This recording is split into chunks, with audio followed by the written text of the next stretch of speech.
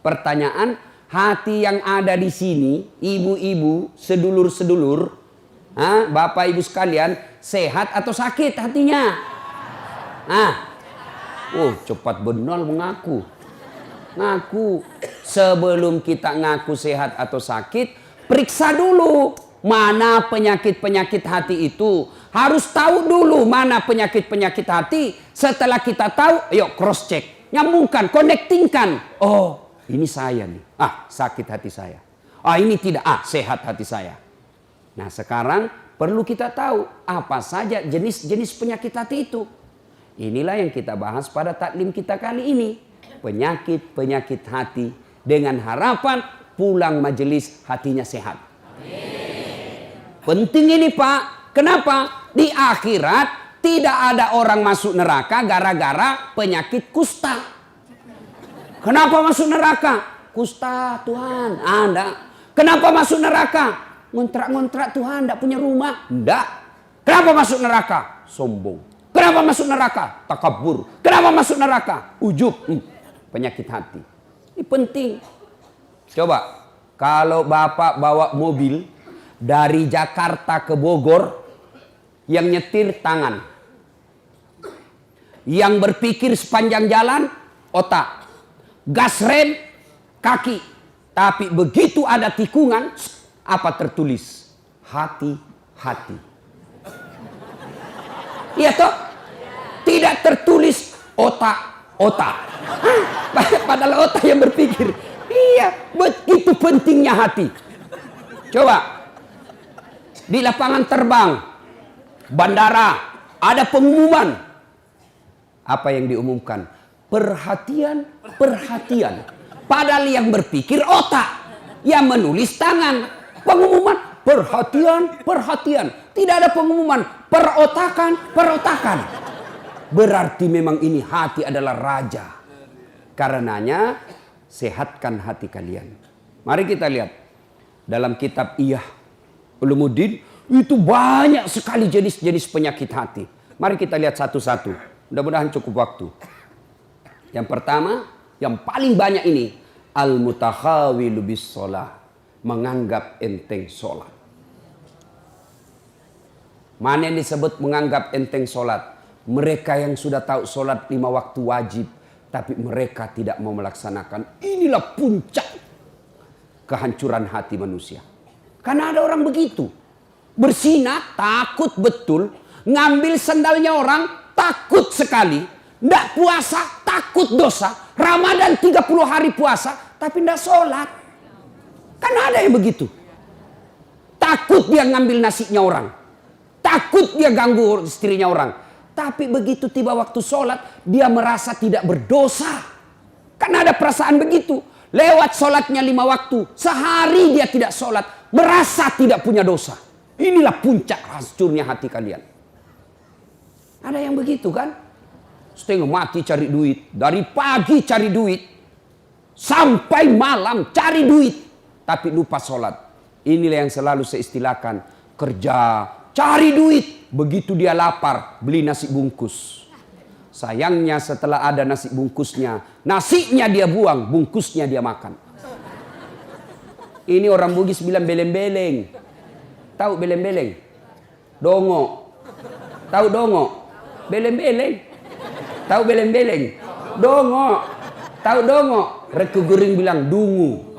Itu larang dungu. Asli sedugu-dugunya. Masa beli nasi bungkus, nasinya dia buang, nasi bungkusnya dia makan? Inilah orang yang setengah mati cari nafkah. Berpolitik siang malam. Berusaha siang malam. Ngajar siang malam. Cari harta siang malam. Lupa sholat. Beleng-beleng.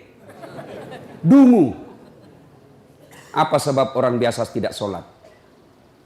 Mohon maaf. Punten. Ibu-ibu paling banyak tidak sholat kalau ada pesta pengantin. Gara-gara apa? Make up. Mukanya dikira tembok. Kuning, coklat, abu-abu, biru. Oh, beleng-beleng. Itu biasa saya kasihan lihat itu ibu kalau ada pengantin. Mukanya betul-betul kayak tembok. Serba palsu. Bibirnya merah palsu. Alisnya tebal, palsu. Bulu matanya panjang, palsu. Pantatnya gabus. Semua palsu. Malah ada lagi lebih gila lagi, saya lihat dia kasih lebih alisnya. Saya bilang, kenapa dikasih lebih? Dia bilang seperti artis Korea. Ada artis Korea baru di Bogor tinggal. Coba, sudahlah. Apa dilarang berdandan? Ya silahkan, selama ibu berdandan supaya suami bangga di samping ibu, itu ibadah. Tapi kalau ibu dandan, gara-gara dandan tidak sholat, beleng-beleng. Coba. Nah sekarang gimana solusinya, Ustaz? Nah, ibu wudhu dulu. Sudah wudhu, dandan. Sudah dandan, tahan kentut. Biar sudah wudhu, kentut batal. Nggak habis ke Ustadz, sedikit aja keluar. Biar sedikit, batal. Coba. 2. Yang menyebabkan ibu-ibu banyak nggak sholat kalau ada pengantin. Apa? Jilbab. Saya ini sudah keliling-keliling ceramah. Sampai ke Malaysia, Timur Tengah, Brunei, Filipina Selatan. Ini hanya di Indonesia yang ibu-ibunya susah jilbabnya. Jilbab sakaratil maut. Masya Allah. Itu ada talinya tuh 2 meter. Dia ikat dulu. Dia ikat di lehernya. 2 meter dikasih kembang. 17 pentulnya. Ada kayak batang pohon di belakang. Sudah. Tidak bisa lah dia goyang lehernya. Sudah diikat. Coba. Ayo. Pakai lagi. Jilbabnya yang sempit. Celana roknya sempit. Suaminya bilang, cepat-cepat, buru-buru, kita ketinggalan. Tunggu sedikit, Pak. Ini namanya belen-belen. Tiba waktu sholat. Hayya 'alas shalah. Suaminya bilang, Bu, baru aja kau pulang umroh. Itu baru 2 bulan yang lalu kau pulang umroh. Ini sudah mau asar, kau belum sholat duhur. Sana pi sholat. Apa kata istrinya? Sadar kau, Pak. Saya sadar, saya suruh kau sholat. Kau ndak lihat ini jilbabku, 2 jam makainya ini. Belen-belen. Sudah ya? Bu, yang paling banyak perempuan tidak sholat kalau ada pesta. Ini kalau laki-laki kapan banyak tidak sholat? Ada Piala Champion. Subuh tidak sholat subuh. Gara-gara sepak bola. Begitu nonton dari jam 2, seri adu penalti. Bersamaan azan subuh. Pilih mana, Pak? Bapak pilih mana? Pergi sholat, ketinggalan gol, nonton, ketinggalan sholat. Akhirnya apa? Diambil sajadahnya, sholat depan televisi. Ini lebih belen-belen. Ayo. Demi Allah, apa alasan orang biasa tidak sholat? Ustaz, saya kaya Ustaz. Dia kaya aja dia tidak sholat. Ada yang kalah kayanya Nabi Sulaiman? Ada yang kaya Nabi Sulaiman. Nabi Sulaiman itu pekarangan rumahnya emas. Ada di sini pekarangan rumahnya emas. Paling kalau orang Bugis, kalau paling kaya giginya dikasih emas. Coba. Dia cakep Ustadz. Ada yang kalah Nabi Yusuf? Ayo. Tuh cakepnya Nabi Yusuf. Bayangkan cakepnya itu manusia. Ibu-ibu disuruh ngiris-ngiris bawang. Suruh lewat Nabi Yusuf seperti Pragawati. Yang kalau di atas apa itu? Catwalk. Lewat Nabi Yusuf. Ini ibu-ibu. Masya Allah. Ini bukan manusia ini. Cakep betul. Tidak sadar. Dia iris tangannya. Dia tidak rasa begitu terpesonanya dengan mukanya Nabi Yusuf. Segagah-gagahnya Ustadz Das'ad. Jangankan ngiris bawang. Kentut aja hilang perhatian. Coba. Gagahnya Nabi Yusuf. Tapi tetap taat beribadah kepada Allah. Saya kuat Ustadz, binaragawan. Ada kala Nabi Musa. Nabi Musa itu Bu, kalau dia kunci badannya, tembus itu bulu-bulu di bajunya. Kalau dia kunci badan, terlempar songkoknya. Kalau dia tinju orang, belum sampai tinjunya sudah jatuh itu musuhnya. Ini orang Bugis bilang karatedo, karate campur doti. Doti itu magic. Coba. Hebat. Saya cerdas Ustaz. Ada yang kalah cerdasnya Nabi Nuh. Sampai detik ini tidak ada orang arsitek bikin perahu di atas gunung. Semua mereka bikin perahu di pesisir pantai. Nuh alaihissalam di atas gunung bikin perahu. Cerdas, tidak sombong, tetap sujud beribadah kepada Allah. Apa lagi? Hah?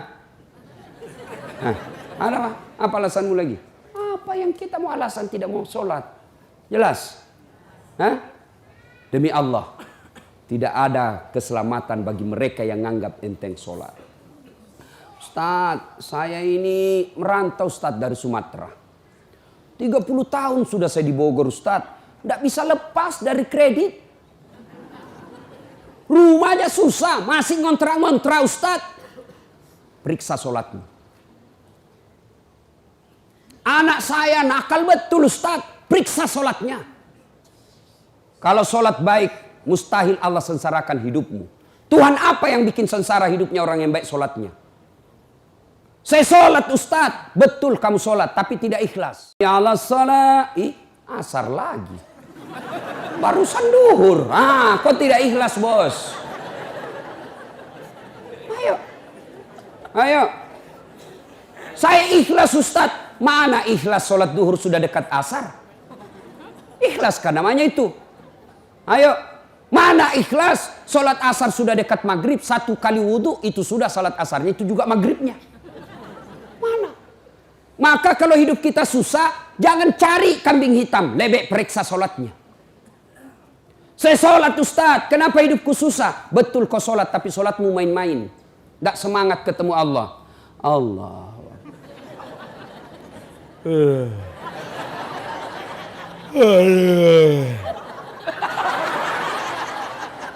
Siratal. Ada yang sholat seperti itu. Ada. Sholat kayak ditiup angin. Allahu Akbar.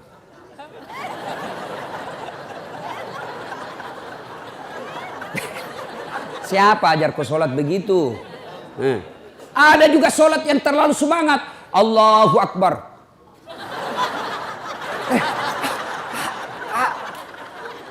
Ibu ketawa karena membayangkan diri sendiri lah. Makanya kalau ada masalah dalam hidup, ayo pertama yang harus kita selesaikan, sempurnakan sholatmu bos. Saya sholat Ustadz, betul ibu sholat. Tapi ibu yang pakai baju sholat sudah 3 hari tidak dicuci. Ketemu Allah pakai daster. Tinggi sebelah lagi. CD-nya 2 hari tidak dicuci dipakai. Begitu sholat gatal semua. Siapa ngajar sholat seperti itu? Ayo ya, mulai hari ini koreksi sholatnya bu. Ibu saya di kampung itu 14 anaknya bu. Tidak ada sekolah. Bahasa Indonesia tidak lancar. Tapi yang membuat saya kagum, kalau mau sholat dia ganti bajunya. Saya aja belum mampu seperti itu.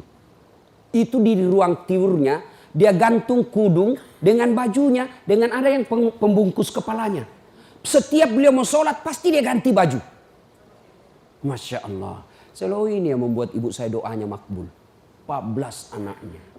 Ibu cuma 1 anaknya tidak bisa ganti baju kalau mau sholat. Yang ketawa, saya serius ini bu. Masya Allah. Bapak-bapak, adik-adik, kalau ada yang sampai sekarang belum dapat kerja yang baik, koreksi sholatmu. Ayo, apa susahnya sholat bos? Apa susahnya sholat? Lebih susah puasa, 30 hari kita lapar. Lebih susah haji, ngantri. Umrah aja ku kejar-kejar, sholatmu tidak bagus. Ayo.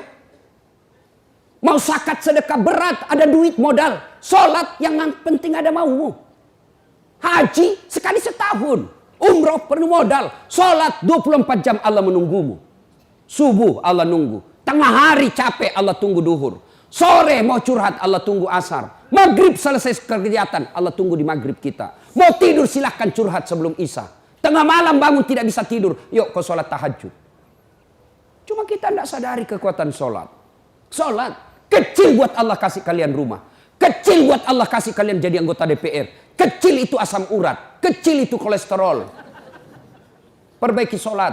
Cuma kita kalau sakit langsung ke dokter. Memangnya dokter yang sembuhkan kamu? Ke Allah dulu. Allah, dokter. Saya sampai detik ini belum pernah ketemu dokter yang hebat. Kenapa? Begitu saya ke dokter, saya juga yang kasih tahu penyakitku. Assalamualaikum Ustaz. Waalaikumsalam dok. Kenapa Ustaz? Ini mencret-mencret saya dok. Kenapa bisa? Dalam hatiku, ya urusanmu. Karena kau dokter. Masa saya yang kau tanya? Allah, tanpa bapak beritahukan, ibu beritahukan, Allah sudah tahu penyakitnya ibu. Yang dokter hebat itu baru muncul, pasti mencret Ustaz. Itu hebat itu. Tapi kan tidak. Iya. Maka bapak ibu sekalian, perbaiki sholat. Nah, itu tetangga saya Ustaz tidak sholat, tapi kok rezekinya baik, proyeknya lancar. Oh jangan salah, memang duitnya banyak, mobilnya mewah, rumahnya megah, tapi apa yang ibu bapak tidak tahu, istrinya selingkuh, suaminya membalas. Banyak kita lihat orang kaya, tapi menderita batinnya. Duitnya banyak, dihormati di kantor, dimuliakan di kantor, tapi sampai di rumahnya dilempar piring sama anaknya masih SMP. Itu sudah banyak duitnya, tapi tidak ada kebahagiaan rumah tangganya. Banyak duitnya, tapi tidak ada bisa dia makan. Duitnya 7 miliar, tapi dilarang makan nasi. Apa enaknya? Dilarang makan nasi, dilarang makan karedok. Apa? Yang bisa dia makan hanya ubi rebus. Duit 7 miliar cuma ubi rebus. Pret. Ya, maka Bapak Ibu, adik-adik, jangan galau, perbaiki sholatmu. Saya bisa bicara begini, saya alami. Demi Allah, saya pernah menjadi cleaning service. Bersihkan toilet triple terkenal di Makassar waktu itu. 4 toilet saya harus bersihkan tiap hari. Saya bilang sama koordinator kebersihan, "Nggak usah gaji saya, kasih masuk namaku undian umroh kalau ada gratis." Sampai tutup itu kantor, tidak dapat. Saya pernah menjadi loper koran. Selesai sholat subuh saya bawa naik sepeda itu langganan harian Fajar di Makassar. Hilang lagi sepeda BMX ku. Tidak tahu sampai sekarang saya belum dapat siapa yang curi. Yang ngajar itu kalau saya dapat itu saya lapor di KPK. Masya Allah. Hai. Saya sering jalan kaki pergi sekolah. Saya pernah dihina kawan saya waktu kuliah. Keluar dari ruangan kuliah. Dia tunjuki saya, Dasat, tidak malu-malu kau, cakar semua bajumu. Cakar itu rombengan. Tahu, baju bekas yang dari Eropa dijual 100.000 kalau di Matahari 100.000 satu. Ini 10.000 4, masih ditawar. Coba bayangkan. Saya tidak marah. Biiznillah, dengan izin Allah, saya istiqamah pelihara sholat dengan sebaik-baiknya. Alhamdulillah dengan izin Allah, saya sudah punya travel sendiri. Kapan saja saya mau umroh bisa, dengan izin Allah. Kalau kawan saya dulu yang hina saya katakan pakai baju cakar, alhamdulillah sekarang Ramadan baru-baru saya kasih lagi zakat. Coba, kalau saya jalan kaki dulu, alhamdulillah punya kendaraan yang jarang seperti itu di Makassar. Alhamdulillah dengan izin Allah. Apa susahnya Allah kasih kamu rumah? Apa susahnya Allah kasih lunas utangmu? Kecil buat Allah. Yang penting sholat men, sholat. Perbaiki sholatmu, Allah yang selesaikan utangmu. Adakah manusia tidak ada masalahnya di dunia? Ini malah ibu-ibu penuh masalah, saya lihat mukanya ini. Mana ada manusia tidak ada masalahnya? Semua punya masalah. Ustadz, ibu pikir tidak ada masalahnya? Masalah saya besar, mau kawin lagi tapi takut sama istri. Semua punya masalah. Alhamdulillah Allah tidak berkata, Dasat, kalau ada masalahmu kau jadi anggota DPR dulu. Ada masalahmu kau jadi gubernur dulu. Ada masalahmu kau jadi profesor dulu. Tidak, Allah cuma minta, Dasat, ada masalahmu, ista'inu bis-sabri was-salah. Sabar, perbaiki sholatmu. Saya yang selesaikan masalahmu. Itu janji Allah, bukan janji caleg. Kalau caleg dijanji Anda boleh, kita dijanji surga, dijanji juga kita surga. Nih kartu namaku, pilih saya. Ada masalahmu, punten, hubungi saya, sama-sama Sunda. Pilih, begitu terpilih, dia ganti nomor HP-nya. Ini manusia, tapi kalau Allah, ayo dek, ada masalahmu, perbaiki sholatmu. Ya, teman setan yang pertama, nganggap enteng sholat. Apa akibat dan hukuman bagi mereka meninggalkan sholat? Dan waktu kita bahas. Sekarang yang kedua. Penyakit hati yang kedua, sombong, ujub, takabur, borro. Mau dibilang, mau dikata, itu penyakit sombong. Ingat sejarahnya iblis keluar dari sorga? Ya? Apa penyebabnya? Apa karena dia miskin? Apa karena dia korengan? Apa karena dia penyakit kusta? Tidak. Ciptakan Adam. Allah perintahkan, wahai seluruh makhlukku, kau sujud di hadapan Adam. Inilah makhluk saya paling mulia. Iblis, malaikat sujud meskipun awalnya sempat protes. Tumbuh-tumbuhan, binatang sujud hormat kepada Adam. Satu makhluk Allah yang tidak mau, namanya iblis. Iblis protes, saya tidak mau ya Allah. Kenapa iblis? Adam baru diciptakan. Saya senior. Masa senior hormat sama junior? Gengsi dong. Adam diciptakan dari tanah. Saya dari api. Unsur kejadian saya lebih mulia dari Adam. Saya tidak mau. Allah berfirman, wah kau sombong rupanya iblis. Sombong tidak layak penghuni sorga. Keluar kau dari sorgaku. Diusir dari sorga. Cuma iblis waktu diusir, dia minta, ya Allah, nih sebelum saya keluar dari sorga, nih ada 2 proposal saya. Permohonan saya, 1, berikan saya umur yang panjang. Oke, kata Allah, kau tidak akan mati sampai hari kiamat. Kata iblis itu beranak pinak. Andai kita ketemu sama dunia, Pak, ini ada banyak di sini kita, Pak. Cuma karena dunia kita beda, maka tidak ketemu. Tapi di sini dia lihat kita ini, Pak. Oh ini nih sasaran saya nanti nih. Pulang ini saya goda lagi nih supaya goda ini. Itu cuma tidak dilihat. Tuh. Yang kedua kata iblis, permohonan saya yang kedua, berikan saya skill, kemampuan, kehebatan untuk menggoda anak cucunya Adam. Gara-gara Adam saya diusir, maka saya akan melakukan perang sepanjang hidup saya. Itu iblis. Kata Allah, silakan. Salah. Ya, jangan sombong. Apa yang kau sombongkan dengan ilmu? Ada orang banyak betul ilmunya. Allah marah, mulai dikasih pikun. Pikun tidak ada obatnya. Selama ini dia pergi mengajar, diprotes sama istrinya. Pak, biasanya kalau kau mau mengajar, kau cium-cium jidatku. Ini sudah hampir 2 minggu tidak pernah kau cium saya. Langsung dia bilang suaminya, astagfirullah. Berarti siapa kau cium selama ini? Ternyata pembantunya. Apa kau mensombong? Pikun kau tidak bisa bedakan istri pembantu. Jangan juga modus. Teman-teman pulang dengar ceramah ini, besok dia masuk kamar pembantu. Didapat sama istrinya, kukira kamu sayang. Jangan sombong dengan ilmu. Ya, pintu masuknya setan sombong. Yang kedua, apa penyebab sombong? Bertambahnya pangkat jabatan. Jangan sombong. Anggota DPR, jangan sombong. Kau jadi anggota DPR karena rakyat memilihmu. Jadi bupati, jangan sombong. Kau jadi bupati karena rakyat milih. Tidak pilih, wabillahi taufiq wal hidayah. Keluar kau jadi rakyat biasa. Apalagi menyebabkan orang sombong? Bertambahnya harta. Jangan sombong, nanti kau seperti Korun. Banyak duitnya. Takabur, tenggelamkan oleh Allah. Belajar dari Palu, belajar dari Donggala. Aceh, sekejap saja hancur. Jangan sombong. Apalagi membuat orang sombong? Bertambahnya ibadah. Yang tadinya malas sholat, sekarang sholatnya bagus. Bukan cuma 5 waktu, sunnahnya pun oke. Mulai sombong, jangan. Allah senang orang yang alim, tapi Allah tidak senang orang yang sombong. Puncak kesombongan, tidak mau sujud di hadapan Allah. Dalam hadits qudsi Allah jelaskan, ada 3 temannya setan di dunia. Satu di antaranya, ghaniyun mutakabbir, orang kaya yang sombong. Kaya harta sombong temannya setan. Kaya ilmu, ilmuwan sombong temannya setan. Kaya pangkat pejabat temannya setan. Tapi masih masuk akal. Orang masih, ya wajarlah dia sombong. Dia wali kota. Wajarlah dia sombong, banyak duitnya. Wajar dia sombong, tinggi ilmunya. Tapi temannya setan. Masih wajar. Tapi ini sudah miskin, pengangguran, jelek mukanya, bau keteknya.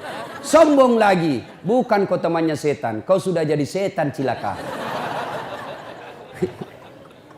Salatullah, salamullah, ala toha rasulillah.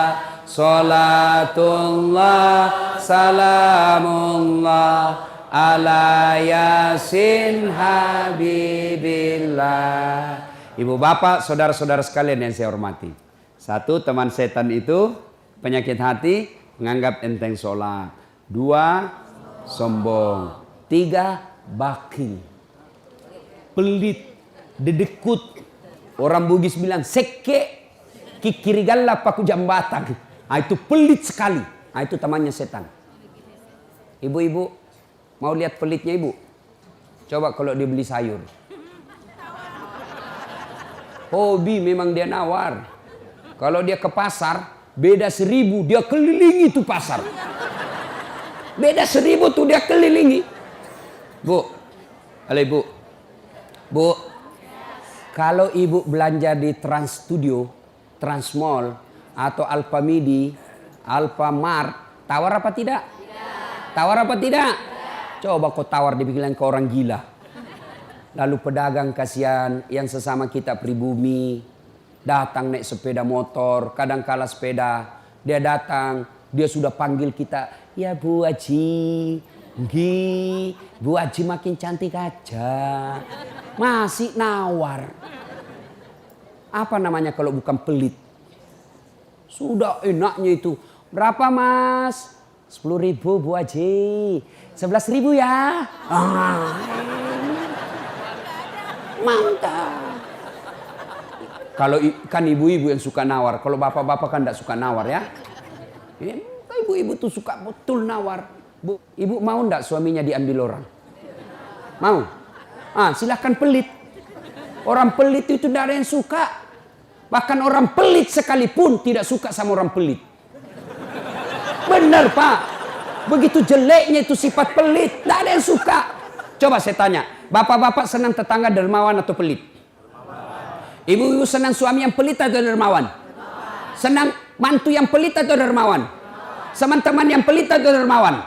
Dermawan, tidak ada orang suka orang pelit. Bahkan orang pelit pun tidak suka sama semuanya pelit. Jangan kau ke rumahnya, pelit dia itu. Padahal dia juga pelit. Begitu jeleknya itu sifat pelit. Demi Allah, tidak ada orang bangkrut gara-gara sedekah. Adakah pernah bapak dengar, Mas, tuh yang di sudut rumah di komplek, tuh kaya betul dulu Ustadz. Cuma karena dia rajin sedekah, bangkrut. Ada? Tidak pernah. Biasa kita ini sangka buruk kepada Allah. Tidak mau bersedekah karena sangka buruk. Nanti saya makan apa? Nanti saya makan apa? Jangan cemas rezeki. Jangankan diambil orang. Tertukar saja tidak. Cica aja dijamin rezekinya. Tahu cica? Tahu? Cica makan apa ibu? Masuk akal enggak? Enggak masuk akal. Gimana caranya? Satu di dinding, satu terbang. Di mana ketemu? Enggak ada terminalnya. Kalau pesawat terbang, kita jalan, ada ketemunya di mana? Di bandara.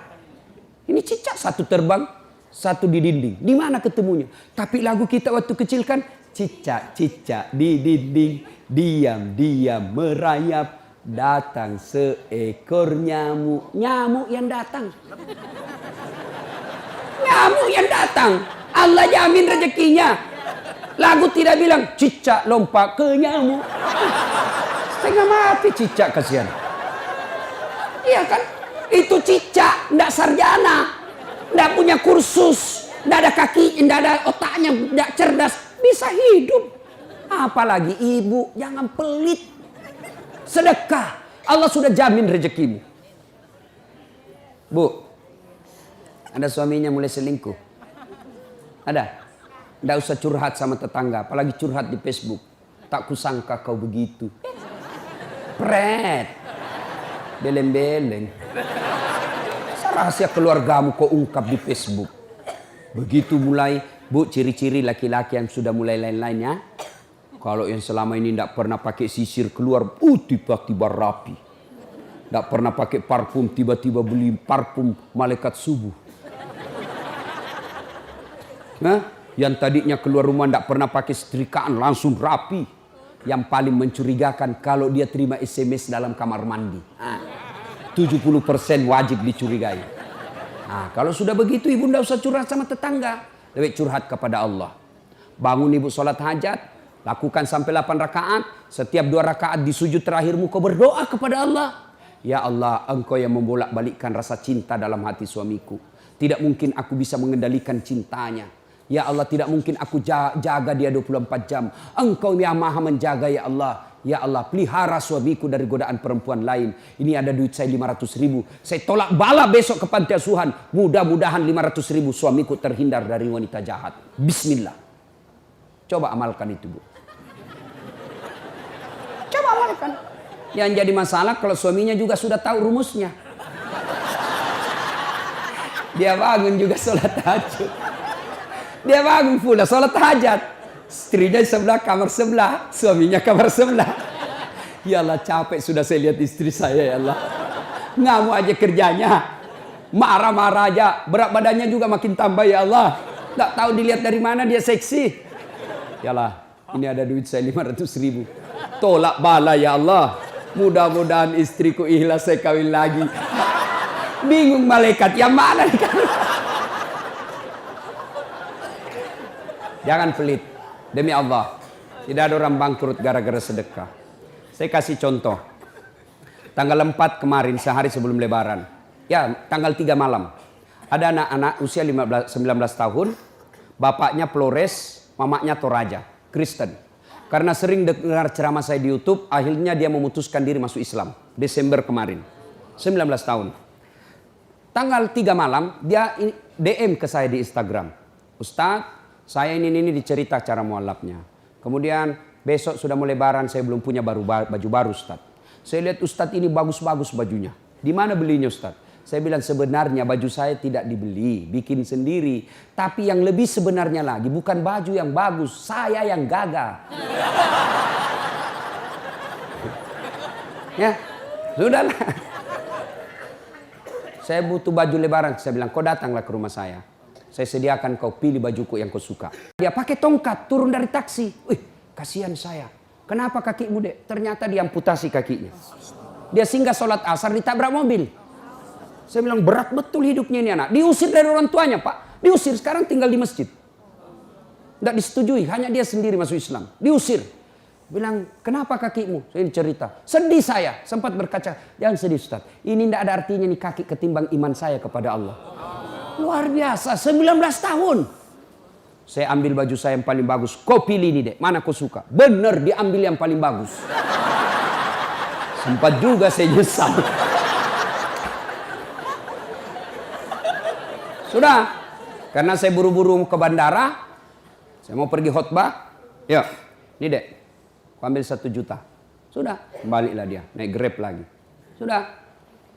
Perjalanan saya ke bandara masuk WhatsApp.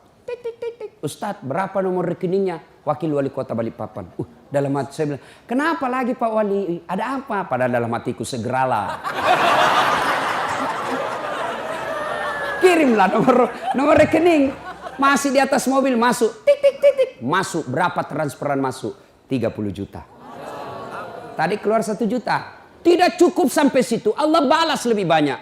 Sampai di airport, bandara, depan pintu 7 nunggu saya keberangkatan. Tiba-tiba ada ibu-ibu lari. Bawa amplop. Ustadz, tunggu dulu Ustadz. Apa? Ini dalam hatiku. Ada apa lagi? Padahal cepat sudah. Ini ada ternyata ada fans saya. Dia lihat saya di bandara. Dia mau kasih. Tapi coba buru-buru mau masuk bandara. Dikasih saya melalui itu ibu. Nih ada Ustadz titipan dari ini. Oke, saya buka. Berapa isinya? 10 juta. Sudah 40 itu kan gantinya. Besoknya tanggal 5 selesai khotbah. Biasanya kalau saya khotbah dikasih itu ibu 25 juta sama itu Bu Bupati. Berapa saya dikasih waktu itu? 35 juta. Berapa Allah ganti? 75. Keluarkan 1 juta, Allah ganti 75 juta. Kenapa ibu miskin? Karena ibu malas bersedekah. Selalu berkeyakinan saya miskin. Maka Allah, ana inda sanni abdibi. Saya tergantung sangkanya hambaku. Kalau kau sangka tidak mampu, maka kau kukasih tidak mampu. Sedekah ibu. Allah tidak lihat 1 jutanya. Allah tidak lihat 100 ribunya. Yang Allah mau nilai, kamu sedekah enggak 1 hari ini. Jangan pernah lewatkan maghrib tanpa sedekah di hari itu. Coba amalkan. Coba. Kenapa kita tidak bisa umroh? Karena selalu yakin saya tidak mampu. Maka Allah ya sudah kau yakin tidak mampu. Sedekah. Pulang ini kau sedekah sama tetanggamu. Cari orang miskin. Cari janda-janda tua. Tidak usah janda muda. Banyak yang bisa selamatkan. Jelas? Salatullah salamullah ala toha rasulillah. Salatullah salamullah ala yasin habibillah. Nah, sudah banyak sebenarnya penyakit hati, tapi waktu yang terbatas. Saya cuma bilang waktu yang terbatas. Saya ada acara di Bandung, Ibu, jam 10. Saya ini orang kampung. Saya tidak tahu Bogor ke Bandung jauh. Saya pikirnya 1 jam. Inilah kalau kita pakai pulsa lokal. Saya orang kampung, tidak tahu saya. Oh, ternyata jauh. Nah, saya harus segera selesaikan. Insya Allah kalau panitia ngundang saya lagi ke sini, saya datang lagi. Insya Allah ya. Nah, ini penyakit hati. Sekarang gimana cara mengobatinya? Ala bizikrillahi tatma'innul qulub. Ketahuilah dengan berzikir mengingat kepadaku, maka hatimu akan jadi tenang. Jadi kalau kita punya penyakit hati, maka datang di majelis zikir Al-Ihya ini. Ini salah satu caranya. Memang ibu tidak dapat voucher. Memang ibu tidak dapat undian. Tapi apa yang ibu dapat? Ilmu, tapi ilmu tidaklah terlalu menolong ketika ilmu itu tidak diamalkan. Amalkan yang Bapak Ibu tahu, maka Allah akan berikan ketenteraman jiwa, ketenangan hati. Kalau hati sudah tenang, itulah kekayaan kita yang paling baik. Ibu Bapak, inilah tausiah kita, mudah-mudahan ada manfaat. Kalau masih mau dengar ceramah saya,